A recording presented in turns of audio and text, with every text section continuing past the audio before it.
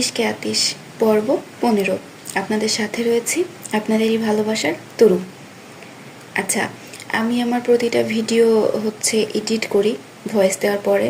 আজকে বাইরে বৃষ্টি হচ্ছে। আমার পার্সোনালি বৃষ্টির শব্দ খুব পছন্দ, তো আমি আজকের এই পর্বটা এডিট করব না, বৃষ্টির শব্দটা ব্যাকগ্রাউন্ডে রেখে দিব। আপনাদের কেমন লাগে একটু জানাবেন। কেমন, যদি আপনাদের কাছে খারাপ লাগে তাহলে আমি এই পর্বটা আবার ডিলিট করে দেবো, বাট আমার পার্সোনালি বৃষ্টির শব্দ খুব ভালো লাগে, এই জন্য আজকের পর্বটা আমি এডিট করে এই শব্দটাকে আর একেবারে ডিনয়েজ করে দিব না। নুরুল হুদার দিন রাতের পার্থক্য যেন মুছে গিয়েছিল। তিনি নিজেকে অন্তহীন কর্মব্যস্ততায় ডুবিয়ে রেখেছিলেন। মাঝে মধ্যে একটু অবসর সময় পেলে নিজেই বিস্মিত হতেন। এ কেমন জীবন যেটা তিনি একসময় বেছে নিয়েছিলেন। এই দৌড়ঝাঁপ থেকে মুক্তি পেতেই তো লন্ডন ছেড়ে পাকিস্তান এসেছিলেন। আজ মনে হয় তিনি বিরতিহীন দৌড়ানোর ভান করে চলেছেন, কিন্তু কোথায় পৌঁছাবেন তা জানেন না। গার্মেন্টস ব্যবসা ঠিকমতো স্থিতিশীল হওয়ার আগেই তিনি টেক্সটাইল খাতে প্রবেশ করেছেন, আর এখন রপ্তানির প্রস্তুতি নিচ্ছেন। কর্পোরেট দুনিয়ার মানুষ বলাবলি করছিল নুরুল হুদা ফারুকী এক লাফে সব কিছু জয় করতে চাইছেন। কেউ কি জানতো এই অস্থিরতার, এই নিদ্রাহীনতার পেছনের আসল কারণ কি? না, কেউ জানতো না। তিনি কাজের তাড়নায় নিজেকে বাঁচাতে চাইছিলেন, স্মৃতির ঝড় থেকে পালাতে চাইছিলেন, যেটা সারাক্ষণ তাকে তাড়া করত। বাইরের জগতে তিনি বহু পালানোর পথ পেতেন, কিন্তু ঘরে ফেরার পর স্মৃতিগুলো তাকে আঁকড়ে ধরত। ঘরে ফিরের চিন্তা তার মনকে বিষণ্ণ করে দিত, তাই তিনি নিজেকে কাজে ডুবিয়ে রাখতেন। কিন্তু শেষমেশ ঘরে ফিরতেই হয়। তিনি দরজা ঠেলে ভেতরে প্রবেশ করলেন। তার দৃষ্টি অনিচ্ছা সত্ত্বেও লিভিং রুমের সোফার দিকে চলে গেল, এবং সাথে সাথে তার স্মৃতির পর্দা মিলিয়ে গেল এক পরিচিত মুখের ছায়ায়। এখন আর তাকে স্মৃতির কুয়াশার জন্য অপেক্ষা করতে হয় না। তিনি আঙুলের ফাঁকে সিগারেটকে নিভিয়ে একপাশে ছুঁড়ে ফেললেন। তার চোখ অশ্রুসিক্ত হয়ে উঠল। তারপর প্রতিদিনের মতো একবার নিজেই নিজের প্রতিচ্ছবির দিকে তাকিয়ে বললেন, তুমি নেই। তো মনে হয় যেন কিছুই নেই। তারপর দরজার সামনে সিঁড়িতে বসে পড়লেন। দুই হাতের ভেতর মাথা গুজে নিঃশব্দে হারিয়ে গেলেন এক গভীর শূন্যতায়। সাহেব, অনেক দেরি হয়ে গেছে। বাহাদুরের ডাকে তিনি ধীরে মাথা তুলে তাকালেন। খাবার টেবিলে এনে দেব? বাহাদুরের প্রশ্ন শুনে তিনি চুপচাপ তাকিয়ে রইলেন। তিনি বলতে চেয়েছিলেন, না, আমার ক্ষুধা নেই, কিন্তু হঠাৎ মনে পড়ল সকালেও ক্ষুধা ছিল না, তবু তিনি নাস্তা করেছিলেন। গতরাতেও ক্ষুধা ছাড়াই খেয়েছিলেন। আসলে মালিহার মৃত্যুর পর থেকে তার ক্ষুধা পিপাসা সবই নিভে গেছে। এখন আর ক্ষুধা অনুভব করে তিনি খান না, বরং ঘড়ির কাঁটার সঙ্গে তাল মিলিয়ে খেয়ে নেন। শুধু ক্ষুধাই নয়, মনে হয় তার ভেতরের সব অনুভূতিই যেন মরে গেছে। কখনো কখনো তো মনে হয় তিনি নিজেও মৃত, তবু তিনি বেঁচে আছেন। সময় হলে খেয়ে নেন, রাত হলে শুয়ে পড়েন। ঘুম আসুক বা না আসুক তাতে কিছু যায় আসে না। জীবনকে যে দায়িত্বের মতো বয়ে নিয়ে যেতে হয়, এই সত্যটা নুরুল হুদা এখন গভীরভাবে বুঝতে শিখেছেন। এনে দাও। একটু থেমে তিনি উত্তর দিলেন, যেন বাহাদুর কোনো জটিল প্রশ্ন করে ফেলেছে। তারপর তিনি নিজের রুমে গিয়ে ফ্রেশ হয়ে জামা বদলালেন। সেখান থেকে আবার নেমে এসে ডাইনিং টেবিলে বসলেন। বাহাদুর নীরবে খাবার পরিবেশন করছিল। তার চেহারা আর চোখের ভাষায় স্পষ্ট বোঝা যাচ্ছিল এই নীরবতা আসলে শোকের প্রতিধ্বনি। কি ব্যাপার বাহাদুর, আজকাল বুঝি খাওয়া কমিয়ে দিয়েছ? নুরুল হুদা আগের মতোই প্রাণ খোলা স্বরে বললেন। বাহাদুর হাতের কাজ থামিয়ে বিস্মিত দৃষ্টিতে তাকালো। না তো। তাহলে তোমার কণ্ঠ এত ম্লান কেন? আমি ভেবেছিলাম শক্তি বাঁচানোর জন্য কথা কম বলছো, অথচ তোমার তো এমন কথা বলার গতি যাতে মালিহার মতো ধীরস্থির মানুষও রেগে যেত। মালিহার নাম উচ্চারণ করা মাত্রই বাহাদুরের চোখের ভাষা বদলে গেল।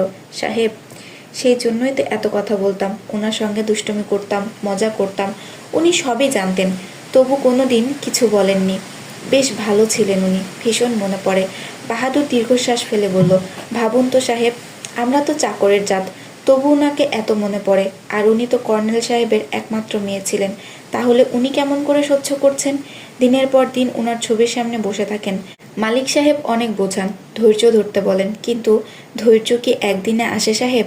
আম্মা বলেন, সন্তানের শোক কবর পর্যন্ত পিছু নেয়, আল্লাহ তার সহায় হন। বলে বাহাদুর নিজেই শিউরে উঠল। কপালে হাত ঠেকিয়ে নিচে চোখ নামিয়ে নিল। নুরুল হুদা চুপচাপ সামনে রাখা খাবারের দিকে তাকিয়ে রইলেন, কিন্তু ভেতরের অস্থিরতা তখন যেন দ্বিগুণ হয়ে উঠল। বাহাদুর।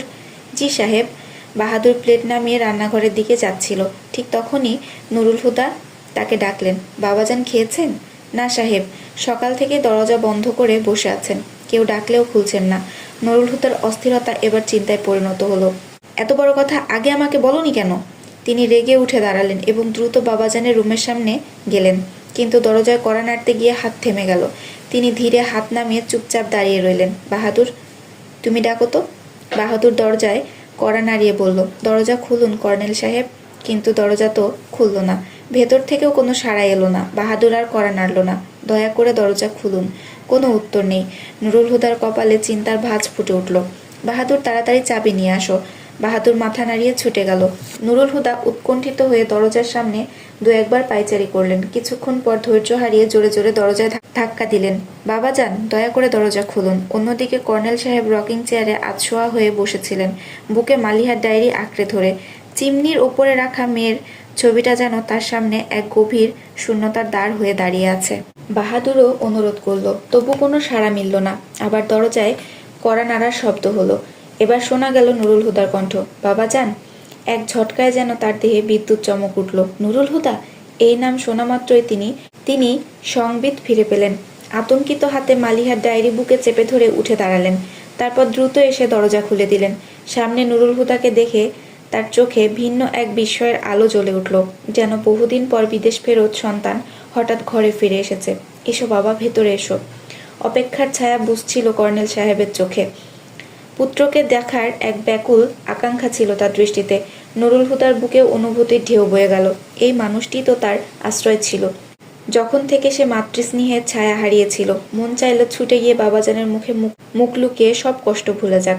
কিন্তু কর্নেল সাহেব এগোতেই নুরুল হুদার দৃষ্টি মালিহার ছবির ওপর পড়ল।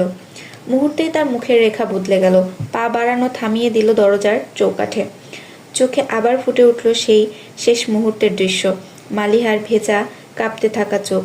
কর্নেল সাহেব ক্লান্ত, ফুলে ওঠা চোখে এখন মমতা খোঁজার সাধ্য ছিল না তার। এই দুর্বলতা, এই একাকিত্ব, এটা তার নিজেরই সৃষ্টি। এক ঝলকে বাবার বিবর্ণ মুখের দিকে তাকিয়ে মনে মনে বলল সে, এটা কি শিশুদের মতো আচরণ নয়? তার কণ্ঠে সেই কোমলতা আর ছিল না, যা একসময় তার পরিচয় ছিল। কর্নেল সাহেব এক দীর্ঘশ্বাস ফেলে বললেন, তুমি কি জানো নুরুল হুদা, কোনো অপরাধীর শাস্তি দেওয়ার আগে কেন তাদের মুখে কালো কালি মাখিয়ে জনসম্মুখে ঘোরানো হয়? নুরুল হুদা তাকিয়ে রইল প্রশ্নভরা দৃষ্টিতে। একটু বিরতি নিয়ে কর্নেল সাহেব নিজেই উত্তর দিলেন, কারণ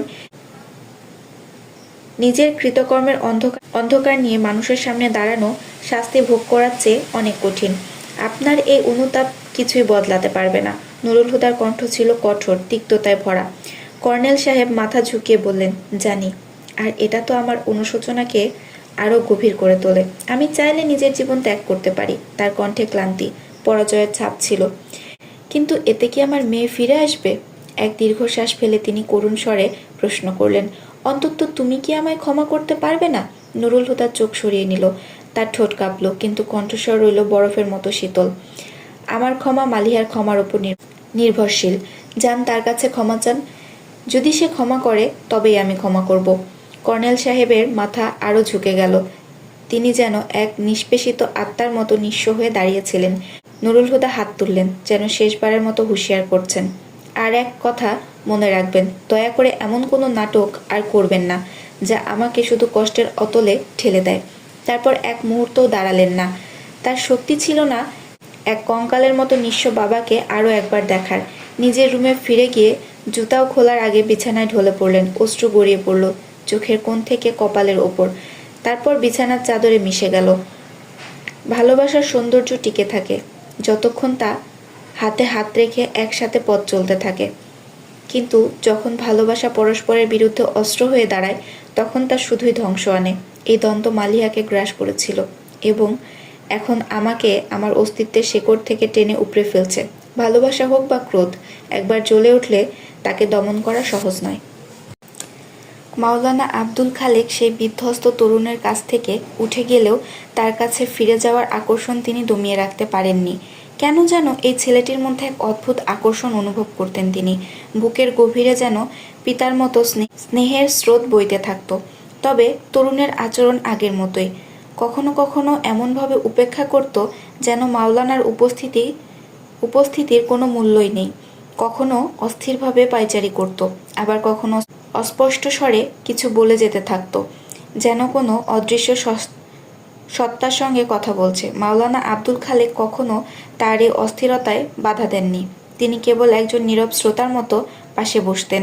তরুণের এলোমেলো কথাগুলো ধৈর্য ধরে শুনতেন, যেন সে কোনো গুরুত্বপূর্ণ সত্য বলছে, যার একটুও এদিক সেদিক হলে সমগ্র অর্থ হারিয়ে যাবে। তারপর একা একা বসে সেই কথাগুলো নিয়ে ভাবতেন, চেষ্টা করতেন বুঝতে এই আত্মার জটিলতার গিট কোথায় বাধা রয়েছে। কিন্তু সেই গিট খুলতে কোনো সুস্পষ্ট পথ তার সামনে আসতো না। তবু তিনি ধৈর্যের সঙ্গে অপেক্ষা করতেন। এবার এলি? সে বিস্ময়ে তাকিয়ে বলল, যেন বলতে চায়, কতটা নাছোড়বান্দা রে তুই। মাওলানা আব্দুল খালেক তার কণ্ঠের সুর ধরতে পেরে মৃদু হেসে উঠলেন।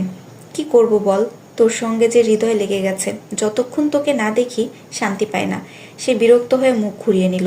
তার মুখের বিরক্তি ভাব দেখে মাওলানা সাহেব যেন আরো প্রফুল্ল হয়ে উঠলেন। মৃদু হাসি ফুটিয়ে বললেন, আমার তো মনে হয় তোরও এখানে বেশ ভালোই লাগছে। কোথায় সেই উদ্ভ্রান্ত পথিক যে মরুভূমির পথ বেয়ে হারিয়ে যেতে চেয়েছিল? আর এখন 4 মাস কেটে গেল, তবুও এখান থেকে এক পাও এগোতে পারলি না। সে দীর্ঘশ্বাস ফেলল। তার কণ্ঠস্বরে ক্লান্তি ঝরে পড়ল। ভালো লাগার জন্য নয়, আমি বেঁচে থাকার উপায় খুঁজতে এসেছি। শান্তির খোঁজে কত রাত প্রার্থনার সাগরে ভাসিয়েছি, কত উপোস, কত নিঃসঙ্গতার প্রহর কেটেছে, কিন্তু শান্তি এ যেন এই বিশ্বে কোথাও নেই। তাহলে এত খোঁজারই বা কি দরকার, যখন এত খোঁজার পরেও কিছু মেলে না? যা খোঁজার পরে মিলে না, তা তো চেয়ে নিতে হয়। এবার মাওলানা আব্দুল খালেক তার তার কথার দাবার গুটি সাজিয়ে দিলেন। কার কাছে চাইব? সে কঠিন চোখে তাকালো, যেন আগেই তার উত্তর জানা ছিল। আল্লাহর কাছে। আমি যা চেয়েছি সে কি তা দিয়েছে? আর কি চাইবো আমি? দুটো হাত তুলে কেঁদে কেঁদে শান্তি চেয়েছি, আর কিচ্ছু চাইনি। শুধু একটু শান্তিই তো চেয়েছিলাম, তাও আবার নিজের জন্য না, তার জন্য, যাকে আমি সমস্ত প্রাণ দিয়ে ভালোবেসেছিলাম। কিন্তু সে কি করলো? আমার সর্বস্ব কেড়ে নিল। এখন আমি আর কিছু চাইবো না। না। সে হঠাৎ চমকে উঠল, মাথা ঝাঁকিয়ে কষ্ট চেপে ধরল। এলোমেলো চুলগুলো যেন অস্থিরতারই ভাষা বলছিল, আর কিছু চাইবো না, কিছুই না, শুনেছিস? আর কখনো তোর তোর দরজায় আসবো না, তোর কাছে কিছু চাইবো না। এখন আমার আর তোর মাঝে কোনো সম্পর্ক নেই। তার কণ্ঠ ফেটে যাচ্ছিল, যেন বিদ্যুতে আকাশ চিরে যাচ্ছে। মাওলানা আব্দুল খালেক গভীর দীর্ঘশ্বাস ফেললেন। তার চোখে দুঃখের ছায়া, করুণার আলো মিশে রইল। ওরে পাগল, যে চিকিৎসককে তুই শত্রু বানিয়ে ফেলেছিস, একমাত্র সেই তো পারবে তোর ক্ষত সারিয়ে তুলতে। কিন্তু সে যেন সবকিছু থেকে উদাসীন হয়ে বসে রইল। মাওলানা আবার দীর্ঘশ্বাস ফেলে অসহায় চোখে তাকিয়ে বললেন, দেখ, আমি চললাম। আর হ্যাঁ, খাবার রেখে যাচ্ছি, ইচ্ছে হলে খেয়ে নিস, কিন্তু খবরদার ফেলে দেওয়ার কথা ভাববি না। রিজিকের অবমাননা কবিরা গুনাহ। তিনি একপাশে রাখা ট্রের দিকে ইঙ্গিত করলেন, কণ্ঠে এমন এক দৃঢ়তা যেন জানতেন এ কাজ আগেও বহুবার ঘটেছে। তারপর শেষবারের মতো ছেলেটির ঝুঁকে থাকা মাথার দিকে তাকিয়ে ধীর পায়ে বেরিয়ে গেলেন। হঠাৎ এক বিকট শব্দ। মাওলানা থমকে দাঁড়ালেন। ফিরে তাকিয়ে দেখলেন সে শূন্যে তাকিয়ে আছে কঠিন মুখে, আর মাটিতে উল্টে পড়ে আছে ট্রে। খাবার ছড়িয়ে আছে চারপাশে। তিনি এক গভীর নিঃশ্বাস টেনে টেনে নিয়ে ধীরে ধীরে এগিয়ে গেলেন। মাটি থেকে যতটুকু খাবার ওঠানো সম্ভব সযত্নে ট্রেতে রাখলেন। চারপাশ পরিষ্কার করে অভিমান নিয়ে বললেন, যদি এমন করিস তাহলে কাল থেকে আর খাবার আনবো না। তুই না খেয়ে মরিস, তাতে আমার কিছু আসে যায় না। তারপর ক্ষুব্ধ ভঙ্গিতে তিনি ফিরে গেলেন। কিন্তু পরের দিন তিনি আবার এলেন, সাথে খাবার নিয়ে, অভিমানের পাহাড় পেরিয়ে মমতার স্রোতে ভেসে। দেশের একজন প্রভাবশালী ও সম্মানিত ব্যবসায়ী ইকবাল ইয়াজাদ্দানি শহরের একটি অভিজাত লাউজে জমকালো অনুষ্ঠানের আয়োজন করেছিলেন। এই অনুষ্ঠানের আমন্ত্রণপত্র পাওয়া মানে ছিল সম্মান ও মর্যাদার ব্যাপার। শীর্ষ ব্যবসায়ী আবার রাজনীতিকরা এটিকে সৌভাগ্যের মতো মনে করতেন। আর কে না জানে, এলিট শ্রেণীর পার্টিগুলো কেবল সৌজন্যতার জন্য নয়, বরং উপযুক্ত সুযোগ তৈরি করতে দেওয়া হয়। তবে নুরুল হুদার উদ্দেশ্য আলাদা। তিনি কোনো সুযোগের সন্ধানে ছিলেন না, বরং ব্যস্ততার প্রয়োজন ছিল, আর আস্ত উপস্থিত থাকার কারণও ছিল। তাই তিনি পরিপাটি হয়ে ঠিক সময়ে অনুষ্ঠান স্থলে পৌঁছালেন। অবশ্য ভিআইপিদের আসতে সময় দেরি হয়। ইকবাল ইয়াজাদ্দানি তার স্বভাবসুলভ হাস্যরস নিয়ে নুরুল হুদার টেবিলে এসে বসলেন। তার প্রাণবন্ত কথাবার্তা নুরুল হুদা উপভোগ করছিলেন। এমন সময় ঘোষণা হলো, চেম্বার অব কমার্সের সভাপতি এসে গেছেন। তাকে স্বাগত জানাতে নুরুল হুদা তৎক্ষণাৎ উঠে দাঁড়ালেন। আরে, নুরুল হুদা ফারুকী না? নওঈদ আখতার অবাক হয়ে বললেন। তার দৃষ্টি গেল ক্রিম রঙের স্যুট পরা নুরুল হুদার দিকে। তার পাশে বসা ইকবাল ইয়াসতানির দিকে তাকিয়ে প্রশ্ন করলেন, ভাই, এই ছেলেটা এখানে কি করছে? ইকবাল ইয়াসতানি স্বভাবসুলভ শান্ত ভঙ্গিতে বললেন, অবাক হচ্ছেন কেন নওঈদ সাহেব? আমি ব্যক্তিগতভাবে তাকে আমন্ত্রণ জানিয়েছি, তাই তো সে এসেছে। নওঈদ আখতার বিস্ময় আর একটু অবজ্ঞা সুরে বললেন, কিন্তু ইয়াসতানি সাহেব, এই ছেলেটা তো এখনো ব্যবসায় নতুন। এত বড় আয়োজনে তাকে ব্যক্তিগতভাবে আমন্ত্রণ জানানোর মানে কি? ইকবাল ইয়াসতানি তার কটাক্ষ বুঝলেও হাসি মুখে বললেন, ভাবুন একবার নওঈদ সাহেব, আমি যদি আমন্ত্রণ জানিয়ে থাকি তবে নিশ্চয় তার মধ্যে কিছু বিশেষত্ব আছে। নওঈদ আখতার তাচ্ছিল্য স্বরে বললেন, একজন নতুন ছেলের মধ্যে আবার কি এমন বিশেষত্ব থাকতে পারে? ইকবাল ইয়াসতানি এবার দৃঢ় কণ্ঠে উত্তর দিলেন, বিশেষত্বের কথা যখন উঠল তাহলে এটাও কি কম বড় কথা যে চেম্বার অব কমার্সের সভাপতি নিজেই তাকে চেনেন? তার কথা শেষ হতেই যেন এক মুহূর্তে নীরবতা নেমে এলো। তারপর পাশের টেবিলে বসা কয়েকজন তরুণী, যারা সব কিছু শুনছিল, হঠাৎই মৃদু হেসে উঠল। একজন খিলখিল করে বলল, ইকবাল আঙ্কেল তো দেখি নুরুল হুদার উপর বেশ মুগ্ধ মনে হচ্ছেন। আর পাশের মেয়ে তার সাথে সুর মিলিয়ে বলল, শুধু ইকবাল আঙ্কেলই কেন, ইকবাল আঙ্কেলের মেয়েও তো নুরুল হুদা ফারুকের প্রতি বেশ মুগ্ধ, তাই না মরিয়ম? কথাটা বলে সে মৃদু হাসি ছুড়ে দিল মরিয়মের দিকে। মরিয়ম তখনও নুরুল হুদার দিকে তাকিয়েছিল। নিজের নাম শুনে হকচকিয়ে গেলেও অস্বস্তি লুকাতে হেসে ফেলল। তারপর ধীরে ধীরে কফির কাপ তুলে এক চুমুক নিল। কাপ নামিয়ে আবারও সে নুরুল হুদার দিকে তাকালো। নীল রঙের ইভিনিং ড্রেস পরা মেয়েটি চিন্তিত সুরে বলল, কন্ট্রোল ইয়োরসেলফ মরিয়ম। কেন তুমি একজন রুক্ষ শুষ্ক মানুষকে নিয়ে ভাবছো যে কাউকেই গুরুত্ব দেয় না? এমনিও শুনেছি ভদ্রলোক নাকি জমিদার পরিবারের ছেলে, এবং এই জমিদাররা নাকি স্বভাবে একটু কঠিন ও বাঁকা প্রকৃতির হয়। মরিয়ম গভীর চিন্তায় মগ্ন হয়ে বলল, তবুও ভাবছি এই মানুষটা আমাকে এতটা টানছে কেন? হয়তো সামনাসামনি গিয়ে কথা বললে সবটা বোঝা যাবে। এ কথা বলে সে উঠে দাঁড়ালো। তার সঙ্গী দ্রুত তার হাত চেপে ধরে বলল, কোথায় যাচ্ছ? মরিয়ম এক মনোহর ভঙ্গিতে তার কালো রেশমি চুল আলতোভাবে সরিয়ে মৃদু স্বরে বলল, নুরুল হুদার কাছে। তার ঠোঁটের কোণে তখন এক রহস্যময় হাসি ফুটে উঠল। বান্ধবীর গালে স্নেহভরা স্পর্শ রেখে আত্মবিশ্বাসী ভঙ্গিতে ক্যাটওয়াকের মতো ভঙ্গি নিয়ে এগিয়ে চলল সামনে।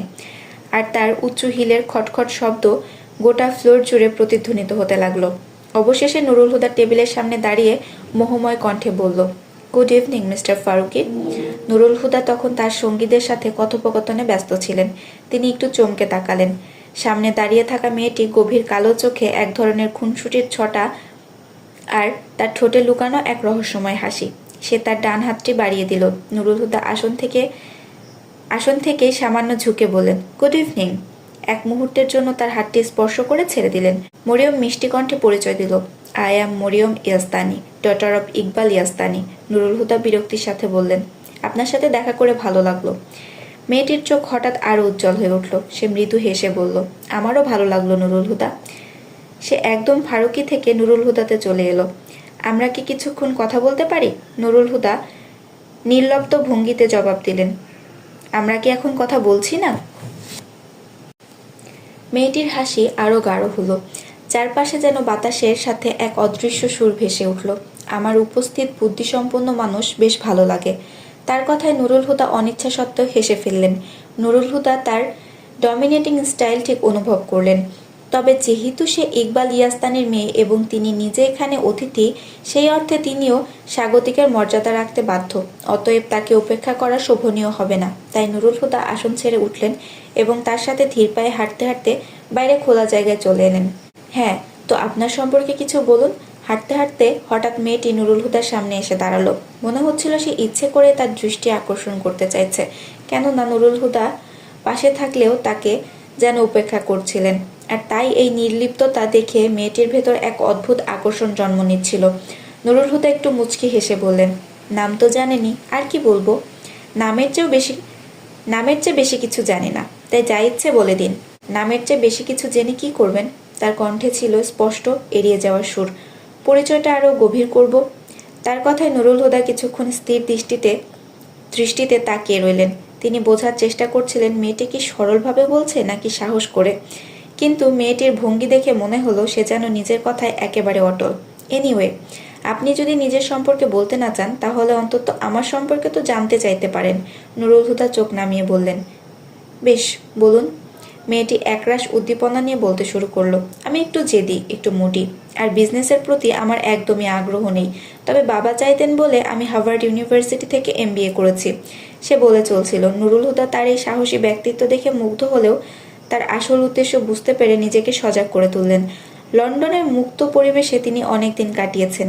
সেখানে নির্ভীক ও আত্মবিশ্বাসী এমন বহু মেয়েকে তিনি দেখেছিলেন।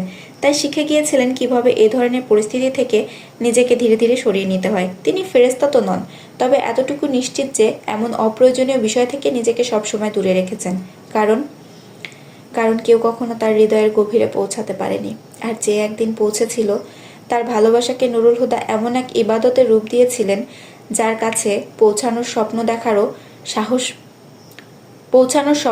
সাহসও আর কারো ছিল না। নুরুল হুদা শান্ত কণ্ঠে বললেন, আপনার সঙ্গে কথা বলে ভালো লাগলো, কিন্তু এখন আমাকে যেতে হবে। তিনি মরিয়মের হাত থেকে মুক্তি পাওয়ার চেষ্টা করলেন, কিন্তু মেয়েটি বুঝেও না বোঝার ভান করলো। একটু অবাক হয়ে বলল, এক্সকিউজ মি, আপনাকে এখানে ডিনারের জন্য আমন্ত্রণ জানানো হয়েছে, আর আপনি ডিনার না করে চলে যেতে চাইছেন? তার চোখের কোণে এক অদ্ভুত খেলা চলছিল। নুরুল হুদা সেটা ঠিক ধরতে পারলেন। ডিনার করা আমার জন্য বাধ্যতামূলক নয়, একটা জরুরি কাজ আছে, তাই এখনই যেতে হবে। স্বচ্ছন্দে মিথ্যে বললেন তিনি। বলতেই হঠাৎ মনে পড়ে গেল সেই মানুষটার কথা, যার জন্য তিনি মিথ্যে কথা বলা শিখেছিলেন। আর সেই স্মৃতির ফাঁকেই তার মুখে এক মুহূর্তের জন্য বিষণ্ণতা ভেসে উঠল। মরিয়ম সেটা দেখে ফেলল, আর তাই আর জোর করল না, বরং বিদায় নেওয়ার আগেই প্রতিশ্রুতি চাইল। 10 দিন পর 31st নাইট, আমরা সেই দিন দেখা করব, ডান? বলে প্রতিশ্রুতির ভঙ্গিতে সে তার ডান হাত বাড়িয়ে দিল নুরুল হুদার দিকে। নুরুল হুদা কিছুক্ষণ চুপচাপ তার দিকে তাকিয়ে রইলেন। তারপর হাত বাড়িয়ে এক মুহূর্ত ধরে বললেন, বাই। পরক্ষণেই হাত ছেড়ে দিয়ে ঘুরে দাঁড়ালেন। কাউকে কিছু না জানিয়ে নিঃশব্দে বিদায়ের মতো পার্কিং লটের দিকে চলে গেলেন। মরিয়ম বিস্ময়ে বড় বড় চোখ করে তাকিয়ে রইল। এমনটা তার জীবনে কখনো হয়নি। সে বুঝতেই পারল না তাকে কেউ অবজ্ঞা করলো, তাও এতটা সহজে। মরিয়মের মনে রাগের ঝড় উঠল।